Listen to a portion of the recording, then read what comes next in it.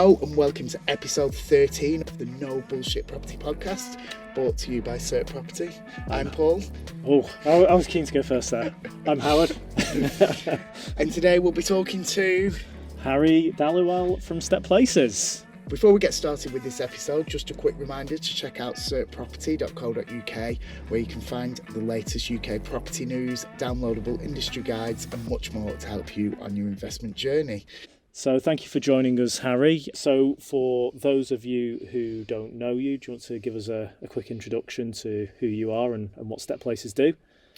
Yeah, Step Places is a development business based in Manchester, just up the road from you in Ancoats. Predominantly residential. We're what we call a placemaker, which is probably the new buzzword in the industry. Yeah, that's us in a nutshell. I wonder what people did before that term came about, placemaking. What did we make as developers? I think people want places, don't they? Yeah. So yeah, I think it's an evolution of our industry, I suppose. So I think it's really interesting today to have on a fellow developer. We can set the world to rights on the challenges that we face and I guess the opportunities as well as developers, how we can improve the industry and how we can work together.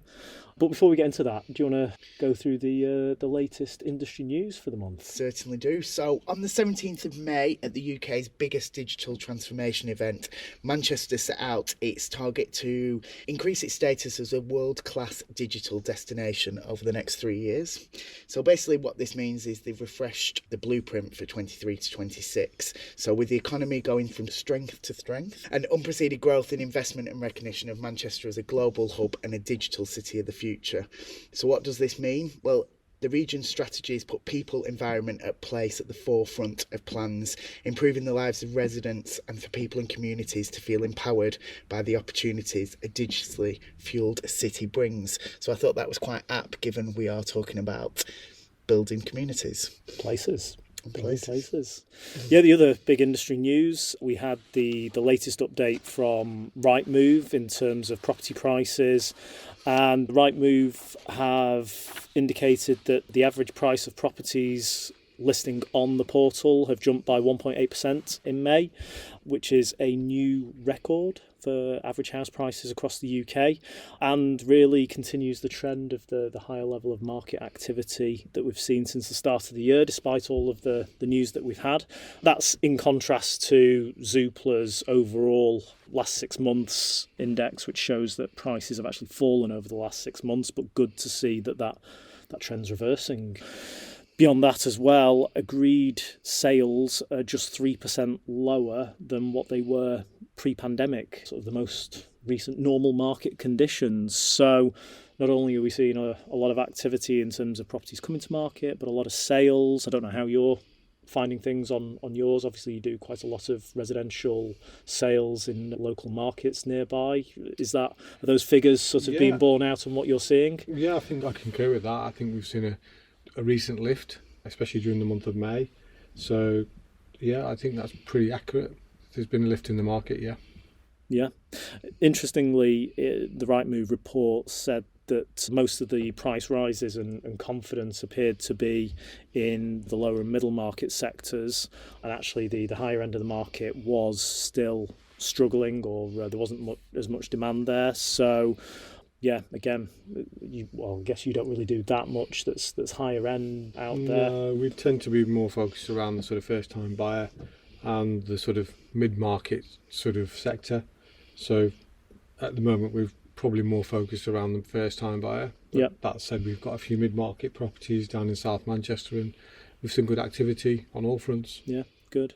And the other final piece of good news is that seeing that average mortgage rates are remaining steady as well, despite another increase in Bank of England base rates. So important for the market to function that mortgages are, I was going to say affordable, I think that's very relative, but that mortgages are stable in terms of their cost, because that's the big factor that could send the market spiralling again if they were to increase sharply. So yeah, good news for us that rates seem to be stable. So So let's carry on with today's chat. Yes.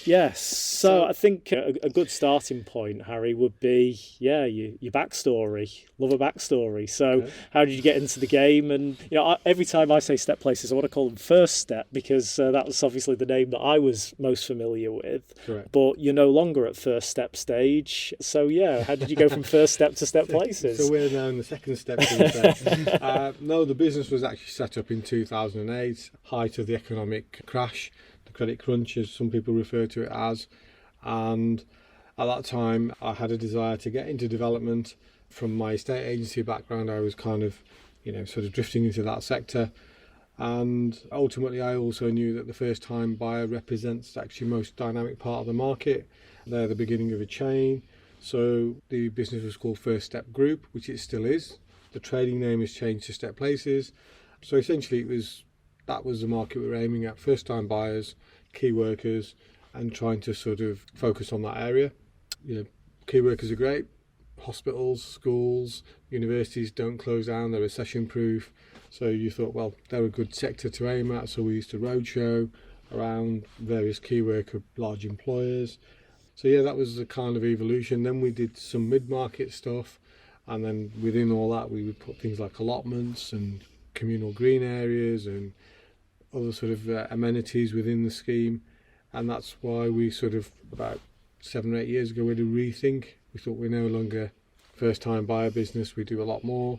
So the name kind of evolved. We thought of many different names. So we thought Step is a great name because of the fact that you're taking a step into the property ownership, whether it's the first or the second or the third property you're buying. And Places is what people want these days, as we said earlier. You want to live in a place, you want it to be communal, community led. So that was kind of the evolution of the name. It's a better backstory than the name of CERT. I've never told you that one. No, I won't do. Listen to episode 1. Yeah. Okay. So, Harry, your bio states that you only deliver developments that you will be happy to live in yourself. Would you say that's your unique selling point? I don't know if it's a unique selling point, but it's certainly something I believe in. I like to put myself in a potential buyer's shoes, and I think, what would I want? I want lots of light.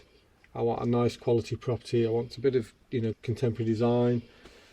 That's what I think most young people want these days. Yeah. And, through my estate agency years, I used to go out and see, I won't name any names, some of the bigger developers, the national house builders, and they would invite you in. Sales were slow, and they'd say, well, what do you think? And the windows in the bedrooms were tiny. They felt depressing. I would never want to live here.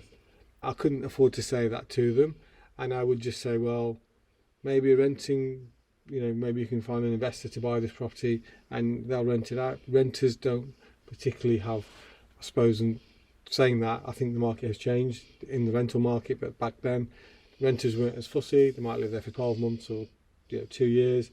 So I said, that might be, if it was a really, really nice property but it was marketed incorrectly, might need a brand refresh, I'd give them that advice. So I started to establish that people that, if you develop a home where you'd want to live yourself, people will buy that. There's been some good examples of that over the years, places like Chimney Pot Park that Urban Splash did. I was a big fan of that scheme. So and I love design. I've always been a bit of a design freak back from my retail days. So I think that's something that I've always looked at, projects that you've done or that you're doing, and whilst, as you say, you're aimed at the entry level of the market, first time buyers or key workers, I've always looked at your projects, even before I knew you, and thought they've got a real design flourish. They've got something about them, and it would have been very easy to not do that and just churn out entry level properties for that market. So do you think you've kept that through from, like I say, the early days where, I forget the name of the street. Louisa Street. Sorry, Louisa Street, yeah. It was one of the first schemes of yours that I saw, which again had that design element to it, and you've kept that through. So do you think having that design focus has paid results, and what are those results that it's paid for you? Is it? I think we are actually getting recognition for that. Just putting the awards to one side, because again, it's a great accolade, but I think your customers are your best accolade, and the fact that people are actually recommending us to friends. Oh, they hear about our new scheme. We recently sold one of our buyers' children a home. There was a bit of parental assistance, but they liked our product. So I think it is just part of what you do to build your brand, in terms of recognition. And we've always tried to be sustainable as well. Back in the day, it was recognised because people wanted to have less electricity and gas bills. Well, electricity bills because we've never used gas, but nowadays it's seen as an essential part of our environment as well. So I think we've always stayed true to our roots, really. What would you say has been how has it been challenging to live up to that mantra that you've set yourself in terms of, what economic factors have come into play that have sometimes compromised what you want to do? I think COVID was probably one of our biggest challenges. I think just as COVID hit, we had quite a lot of food and beverage retail space that would evolve. Like, we had a significant amount of retail on a ground floor of the scheme in Encoats. We were doing Wigan Pier. We had a scheme in Withington where there was an old Grade 2 listed banking hall, and we probably just got caught at the wrong time. So at that moment in time, we thought, hold on, nobody wants to go out and rent a bar or a restaurant because the whole hospitality industry was struggling or failing, in fact, with COVID. That was probably one of our biggest challenges, but thankfully, we came through that and we've come out of it okay. What do you think the biggest misconception of developers is? I think the obvious one is people see us as being the greedy developer, that we're only here to make money, and ultimately, I could give you my view on that. I'm not sure whether you'd change that perception. Recently I had a consultation event and, I was called a greedy developer by a number of people, and thankfully some people actually stuck up for me as well. And they said, we go into a different level of sustainability, which costs a lot more. We were providing no end of biodiversity within this potential scheme. Things like being bug hotels, piazzas, public space, co-living space for community-led space type stuff. There was above and beyond on the social provision at 35%, when 20% is what the local authority required. So people don't see that element. And thankfully there was a really articulated architect there, and he said if this guy wanted to deliver a cheap scheme and make a load of money, this isn't the scheme he'd be delivering. So you should actually respect the fact that they're trying to go over and above. And I think that's sometimes a perception. It's interesting because I think we talked about it on our last episode about planning and around educating people around why things are done, and there is, I completely agree with you, there is a conception out there, isn't there? But actually when you delve a bit deeper and educate people, people understand why certain things are done and how they can benefit them in the community. And I think perhaps we need to look at how we do things a little bit differently to educate people in that way. Completely. I mean, I think that's part of the problem, isn't it? Why there's often that misconception of developers as, well, just greedy developers going to, try and make as much money and return the worst possible product they can get away with. That seems to be a general public conception out there, but it's difficult, as you say, to change that because it's actually quite difficult to understand the process that you've got to go through as a developer. As you were saying there, we spent the last episode talking about planning and didn't even scratch the surface. So how can someone understand the scheme that's being put in front of them that they're making a judgment on if they don't understand the multiple layers of nuance that go with planning, and not even planning, construction and financing? There's so many moving parts to being a developer that I think that's why it's difficult for someone a member of the public to look at something and have a well-informed judgment on what the developer's gone through to get to that point. Yeah, and there's an element of risk for every developer. Yeah. Which you've discussed on our meetings when we've met in the past. So I think sometimes people have got a perception, but if you don't have developers, you're never going to deliver the number of new homes, the new places, the regeneration. Cities need to grow and thrive, and it's the people like yourself and me who take those challenges on. And I think I actually say we're probably one of the good guys. We try to do it the right way. We try to deliver the right schemes, but hopefully that perception might be changed in the future. But I think we still see people who don't want to see schemes get delivered and progress happen. But ultimately, that you can't stand in the way of progress in the long run. Yeah, I think it's difficult as well. We work in similar marketplaces. You mentioned there, like Ancoats, and I know you've got a scheme in Ardwick at the moment as well, and so do we. And we're going into areas where you're looking to change the grain or the fabric of that area, but those areas may have pre-established communities in them. Ancoats is a great point. I don't know if you saw the news article in the MEN over the weekend, which put this whole conversation into a real context where you've got an established existing community there who have occupied this area for a generation plus, but the area as a whole, is in need of some redevelopment and TLC to bring it into 21st century and bring it into the modern city that Manchester is.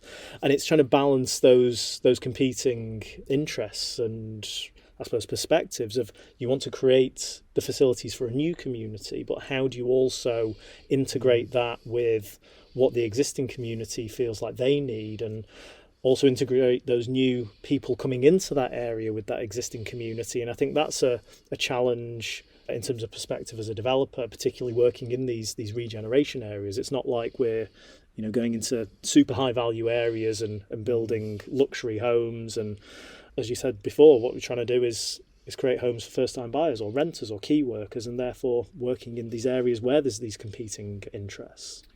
Yeah, I think communities have their own ideas, and sometimes they're not for change or they don't like change. But when they do see the change, and you mentioned Louisa Street, which was the first scheme we did, and on that particular scheme we did a little competition with the local school. So we asked the children to give us some suggestions for our scheme, and the winning entrant was going to get a signed top from a Man City player because they're the local football club.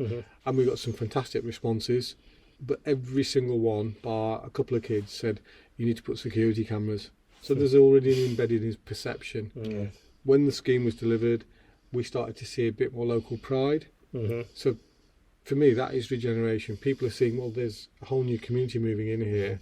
Young professionals. I think we had one particular couple. There was a nurse and her partner was a motor mechanic. There was a social worker, a postman. There was, a wide array of economically active people moving into an area which had been sort of dominated by social housing. And then you started seeing hanging baskets, front doors being repainted. But then, as I said earlier, you have to be brave to be somebody who's going to get into regeneration, because you're trying to break barriers. So that was a great scheme. It worked on many fronts, and took us on our journey, which we are where we are today, doing bigger things and hopefully better things. But I think you're right that you have to sometimes listen to the community and then almost sort of work with them to try and show them that there is actually a lot more that we can do here with just bringing in new communities into an area. I think that's just part of the ongoing challenges we'll always face. and fighting any misconceptions about the goal as to why we're doing it. Of course, it's a commercial business, there's got to be a profit in something, but you, like I, are pretty sure are not guided by ultimately just making the most profit and delivering the worst quality products. For me, it's about pride in what I've delivered and making an impact as well. And certainly from what you're saying and the snippets so far, sounds like you've got the same approach there. You actually want to deliver something that's making an impact, and going back to what you said at the beginning, creating a place for people, existing communities and future ones. Well, we mentioned retail earlier, and sometimes you've got to be a bit concessionary. You want the independent coffee shop, you want the artisan baker, and you want to live next to that. You want to go down and have a coffee and get a nice sandwich from a deli. So you've got support. You've got to support you, because that's what creates a place. And there's some fantastic examples of that across the UK, where when you start bringing in, if you've got the ability to bring retail into your schemes, if it's a bit more urbanised and the footfall's there, then you should try and do that. But that's what people don't realise, that you're taking lower rents, you're giving concessions to allow the retailers to and I'm a shopkeeper's son. My dad was a shopkeeper. I was brought up in a corner shop, so I know what supporting retailers is all about. I always refer to that because my dad used to worry if somebody was opening up a local Tesco was opening up, that was his livelihood. And people don't realise how much those retailers put into it. Like we as developers put our heart and souls into it. These individuals put their hearts and soul into those businesses. And if they're making an honest effort, I always believe you should give them the support and the chance. So I think sometimes businesses are all about, like you said there, Howard, pounds, shillings and pence. My mantra is it's about success. And with that, yes, you will hopefully make a profit, and property is not a short-term business. It will always come right in the long run. So you might do phase 1, make no money, phase 2 makes a little bit, phase 2 makes you a bit more. So you've got to take a longer-term view. Sometimes, if you're driven by shareholders, which I'm not, and I don't think you are, you can make your own decisions, which we're lucky enough to do. And those decisions, my dad always used to say, it'll always work out well in the long run. So you have to take a longer view at times. So that's the one thing this game has taught me is patience. You need a lot of it. You do. And it's not a fast business, is it? It's not at all. It's not at all. You get into something and before you know it, you're 4 years in, and before you start to see anything coming back out of it. Exactly. It's funny. We were just having a look at the project. I won't name which one, and there could be a few that you could say this was. Where when we initially looked at it, we were like, "Oh, this will be a nice, quick, and easy one. We'll be in and out in 18 months." And we're 5 years later on it, and we're still not there. I've got one that's 7 years in, and I won't say which one that is either. So, and we haven't laid a single brick there, but we're getting close. That is just the nature of development. I often say that to people who come along and they want to meet, and there's always some young ambitious individual who wants to be a developer, and they ask you to meet them for a coffee, and I always do, because I always believe if somebody refuses you a coffee, they're not worth meeting anyway. And I always try and give them the pitfalls, and because we need that next new breed of developer. And I think we live in a world where so many people, the word startup, as you said, step places. Startups are a big thing for young people. There's a lot of people going on social media selling the dream. My son's one of them. He wants to be a startup. So and I think they need the support of people who are a bit more experienced like us, who will give them the guidance. And I think there's more than enough room for many types of developers, and it's great to get new ideas and new people in the industry as well. Completely. What motivates you to keep going and to keep doing the next thing? I think we're creators, and you have the vision when you see a site, then you have to believe in it, and you've got to create that vision, and you've got to go through all the challenges and jump all the hurdles, and then when you finally get out of it, at least what I always used to say to my team is, if we can stand back and say we're proud of what we achieved here, that's our accolade. But the ultimate accolade is the people who live there. I really love living here. That's our ultimate accolade. So that's because I think we are creative souls. I think you're surprised at what you do to sort of keep feeding your soul at times. It's funny you say that. I mean, obviously we've done a lot more rentals than sales, but one of the most satisfying things is just seeing those Google reviews when you get a positive review, and not only that, but you get a positive review and it mentions a member of staff who's helped someone in what is, most young people who are moving into these properties lives, one of the biggest events that's happened, moving into perhaps their first rental or home that they've purchased, and getting that feedback is actually one of the most rewarding aspects of what we do. I think it's interesting you said about coming from an estate agency background and a retail background, because that's like myself as well. And that's the best bit of the job for me is actually with the customers and that satisfaction, and like Howard said, getting that review or talking to someone who's in one of our offices who's really happy, definitely having you grounding into that interaction. That's kind of for me what gives me the buzz. Well, I think as well we live in a different world, don't we? And we've seen mental health come really high up on the agenda, and I think when you look at, like you said there, moving home and getting married are supposed to be the two most stressful things in your life. So when you move home, whether it's renting or buying, it's stressful. And I've seen, as I said, my estate agency background, did a lot of work through the rental business, and you will see a lot of young people, they're moving into a new city, new job, and sometimes they're only 4 weeks in and they want to move back home. because they don't like it. You know, I've even had a family relative, and it was my niece, and she stayed one night in a student accommodation, wanted to go back home.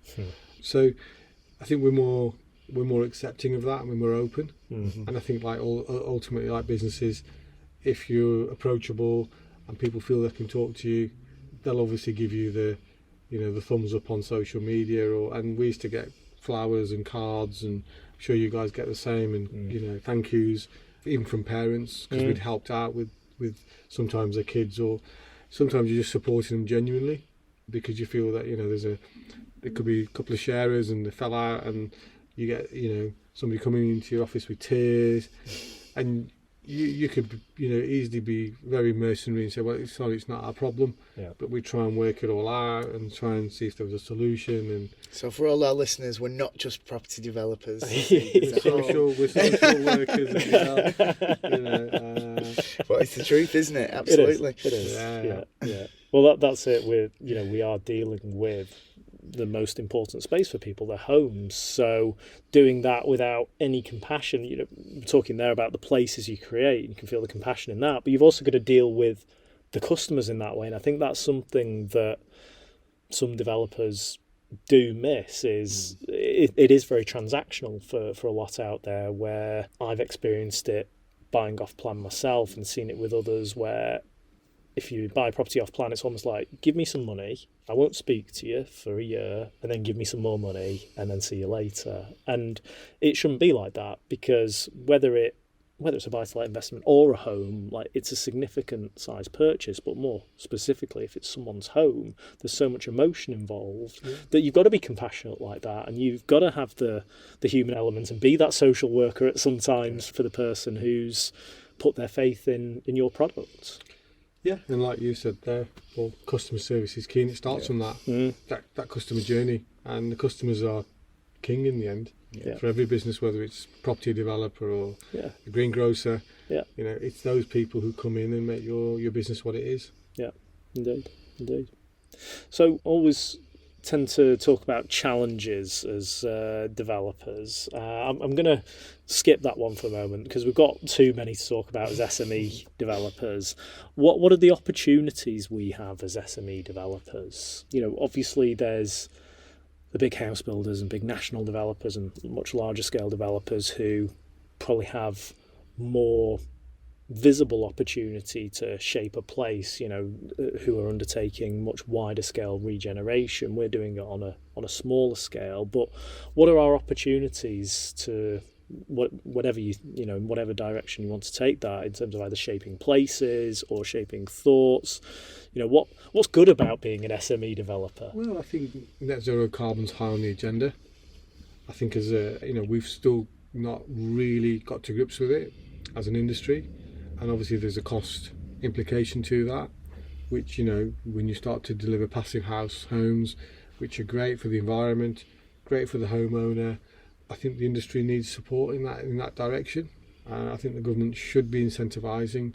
And I went to actually a conference a couple of months ago, and there was a speaker from a big consultancy, and he sort of said, look, we've got this whole global warming situation going on, and we're trying to reverse it.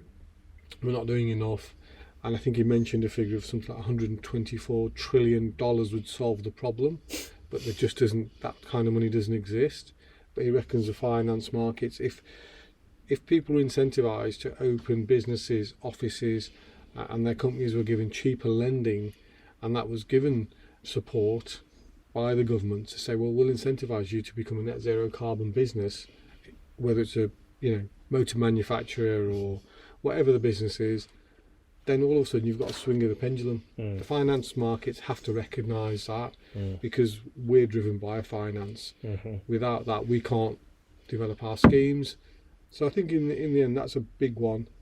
I think health and well-being, people have changed their habits. I notice you guys are a lot leaner than I am, so you're probably in the gym a lot more often than I am. But people want to have that gym on their doorstep. They want to ride their bike. There's a lot more to that. They want that little space where they can go and do. I'll get the laptop out and just break out from the monotony of either sitting in a room, because we're working from home a lot more. So I think the opportunity is that there's a huge swing in the pendulum, isn't there? We're much healthier. I think we want that sort of more leisure time. I think there's an opportunity within our industry to sort of look at that, where homes are a little bit more sort of, it's your workplace, it's a bit more your leisure space. It gives you a bit more to sort of, I suppose it's got more value to it. Yeah. Victorian homes are great because before the advent of the TV, they had the radio. The kids would play games in the house. There was these light area spaces. And before we got to the cost of living crisis and the cost of heating up homes, they were very much vogue properties. You wanted a Victorian terraced home or a nice Victorian home because they were built for people to live in. We went through a swing where it was just about cheap, poorly built stuff, and I think that's pendulum swinging back where people want places to live more so, because we're having, with COVID, we people are working from home and we're kind of more interactive.